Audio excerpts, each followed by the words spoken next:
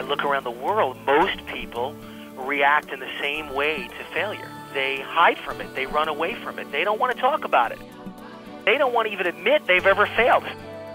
Especially men. Men have the huge egos, and they just cannot admit to the world that they have ever screwed up, that they have ever made a mistake, or that there's failure in your life. When I talk about failure, it isn't just failure in business. It isn't just failure as a human being. It's relationship failure. I was divorced from my first wife, who literally walked in the door and said, "I'm leaving you for another man." I talk about failure in the form of tragedy. I lost my mother and father 28 days apart to cancer. When I give my speeches, you should see the way men react when the speech is over. I've actually had men who are crying, saying to me that in their whole lives they never felt like they could face or admit the mistakes they'd made, and now for the first time they can face it because they no longer feel like a failure anymore. The biggest winners in life are automatically the biggest failures. Most people, all people, face the word no. That's the biggest mountain in front of all of us. You've got to find a way to climb that mountain.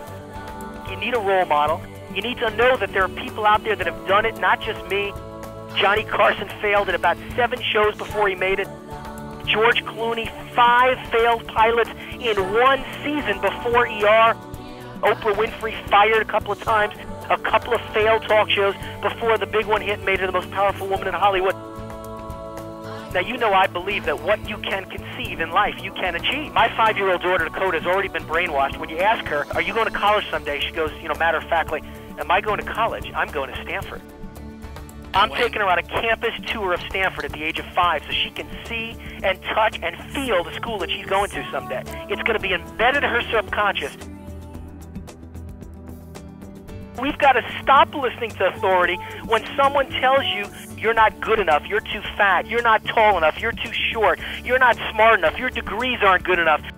The answer has got to be, you've got to treat no with disdain and tell them to sit down and shut up and do it. That's the key to success.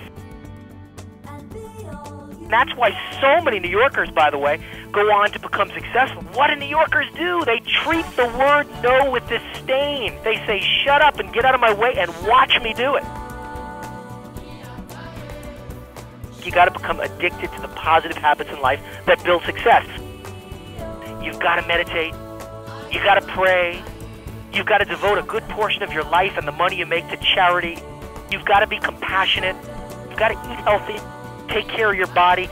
Those are so important. I'd call them the foundation of life. Without them, you've got nothing. All of those don't get you to the top.